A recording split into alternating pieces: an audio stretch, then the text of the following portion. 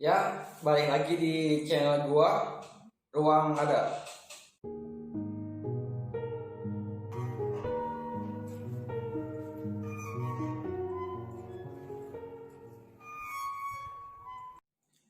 Kali ini gua mau ngebahas soal rahasia kelam dari serial film kartun SpongeBob SquarePants. Ya, pasti kalian semua tahu tentang film kartun SpongeBob SquarePants ini. Karena ini film yang cukup menarik ya, lucu, ya komedi untuk anak-anak. Tapi jangan salah, di balik film SpongeBob SquarePants ini ada rahasia kelam atau hal-hal yang janggal yang kalian mungkin belum tahu. Nah, kali ini gue pengen ngebahas rahasia kelam dari film SpongeBob ini. Film kartun SpongeBob ini bukanlah film yang sekedar dibuat secara mengarang atau tanpa perhitungan sama sekali. Tapi film ini sudah dibuat secara perhitungan dari makhluk-makhluknya, jenis makhluknya, dari jalan ceritanya, dari komedi-komedinya dan pesan-pesan yang ingin disampaikannya, bahkan dari asal muasal cerita ini tuh ada kebenarannya, maupun tempat, kejadian, cerita, sifat, atau pesan yang disampaikan dari film SpongeBob ini. Nah, film SpongeBob SquarePants adalah sebuah serial animasi yang populer di Nickelodeon. Pada awalnya, serial kartun animasi ini ditayangkan pada tahun 1999 di Amerika Serikat dan diciptakan oleh Stephen Hillenburg, seorang animator dan ahli biologi laut, dan diterbitkan oleh perusahaannya yaitu United Plankton Pictures Inc. Di Indonesia, serial kartun animasi ini dipopulerkan oleh LaTV.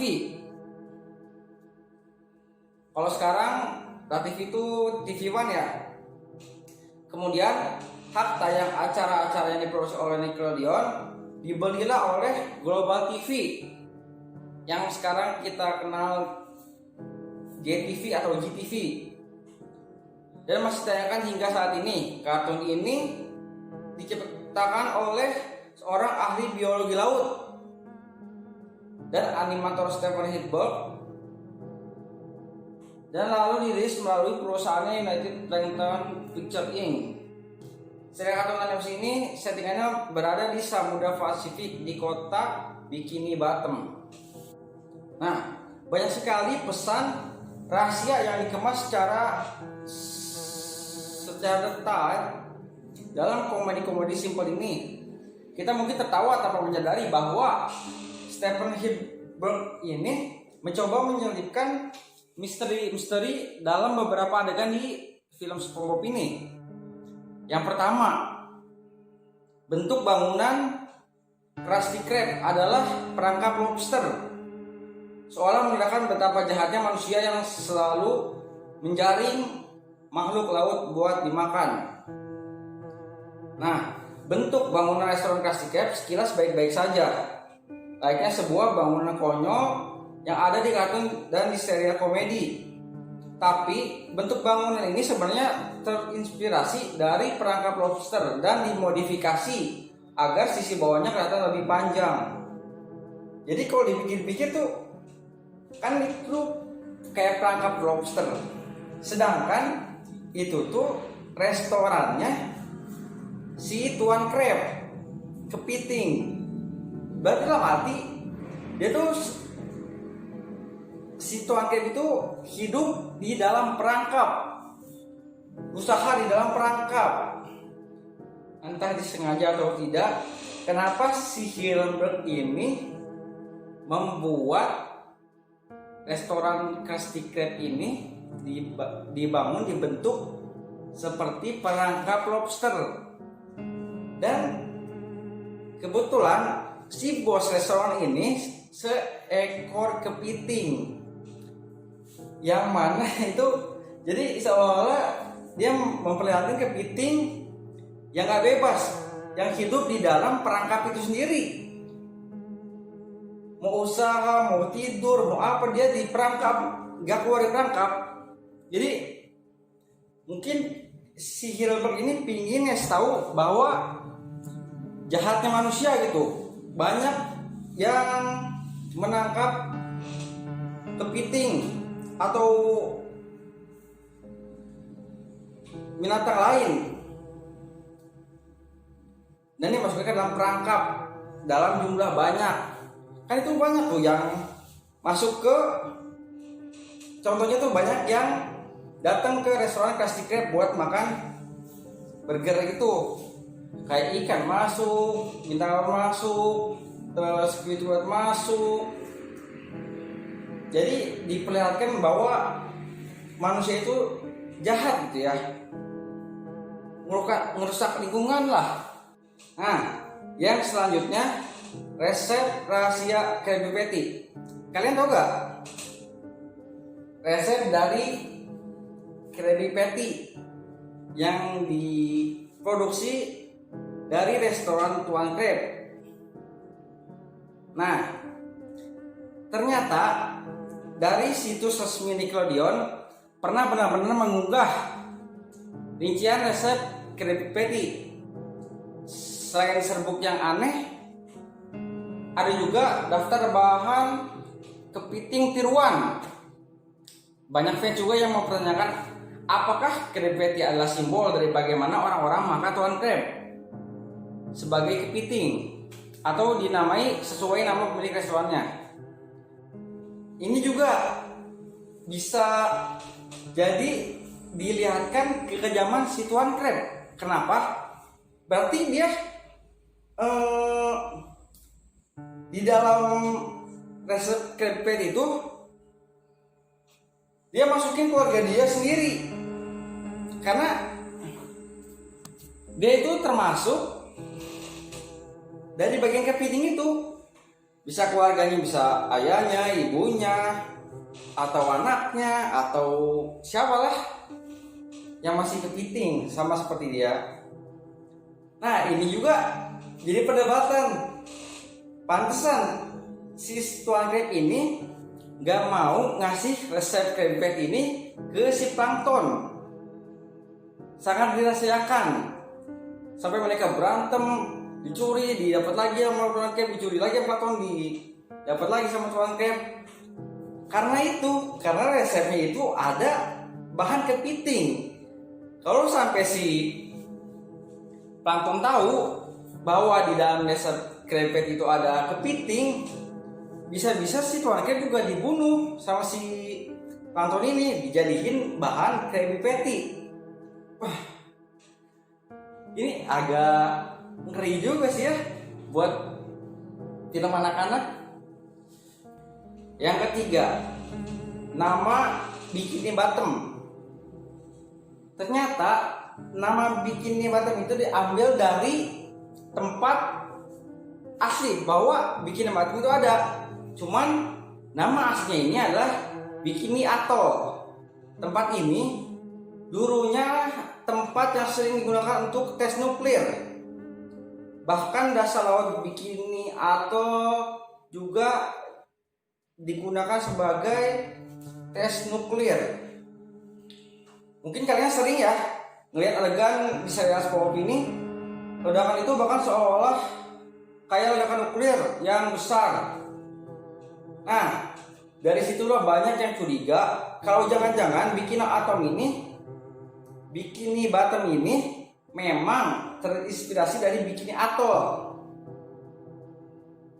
sebuah tempat yang sejarahnya memang buat mengetes ledakan nuklir ini. Seram juga ya, ternyata dari sejarahnya pun seperti itu. Aduh. dari film SpongeBob ini juga kita dapat beberapa pesan bunuh diri. Ini ditampilkan di film ini, meskipun nggak secara terang-terangan. Ya, dia juga menyampaikannya secara bercanda, gurau, sedikit berada gelap atau dark jokes tentang bunuh diri. Sebenarnya kalau buat anak-anak sih kurang pantas ya sebenarnya, tapi mungkin kebantu dari gambarnya ya, yang masih menarik lah buat anak-anak. Tapi terdapat pesan bunuh diri yang secara nggak tahu sengaja atau nggak sengaja si pembuat film ini memasukkan pesan tersebut dalam sebuah dialog di episode Are You Happy Now? Squidward mengatakan, "Sepertinya aku tidak bisa mendapatkan kebahagiaan. Mungkin ini akan membantu," sambil menggantungkan sebuah tali tambang di langit-langit. Ya, penonton seolah-olah diarahkan untuk mengira Squidward ini bakal bunuh diri. Nyatanya sih Squidward memang hanya menggantung sebuah sangkar burung. Tapi tetap aja bercandaan ini tuh masuk ke topik bunuh diri yang sebenarnya nggak pantas sih buat anak-anak, dan buat kita yang ngerti sedikit sensitif ya, apalagi buat para orang tua. Sedikit hati-hatilah dalam memilih film buat anaknya gitu ya, anak-anak. Meskipun nggak semua teori rahasia gaib ini dikonfirmasi dan ditanggapi oleh kreatornya atau si pembuat film ini, Hillenburg itu, tapi banyak fans yang sebenarnya sudah menyadari hal-hal ini dan membicarakan melalui di media sosial. Sebenarnya tergantung sih bagaimana kita menilai adegan-adegan gelap tersebut. Ya, selama kita enjoy, nonton aja serialnya. Nah, ada juga episode atau scan yang penyampaian dari film SpongeBob ini yang buat kita ngeri ya, yaitu di episode yang berjudul Rock Bottom. Saat SpongeBob tersesat di sebuah kawasan dengan penduduk aneh dan mengerikan, seolah episode ini ingin menunjukkan ketakutan kita di masa kecil jika ditinggal sendirian di tempat asing dan nggak kunjung dapat tumpangan untuk pulang. Berkali-kali SpongeBob berusaha menaiki bus di halte tapi nggak kunjung dapat dan berakhir penuh kesedihan. Ternyata episode ini punya pesan yang begitu hangat meski penyampaiannya bikin kita ngeri. Emang gue nonton tuh ngeri sih. Kayak dia naik bus terus turun di tempat yang gelap, sepi, nggak ada orang, nggak ada makhluk. Pas ada makhluk, itu makhluknya serem banget, serem parah. Akhirnya dia sedih lah, ketakutan lah,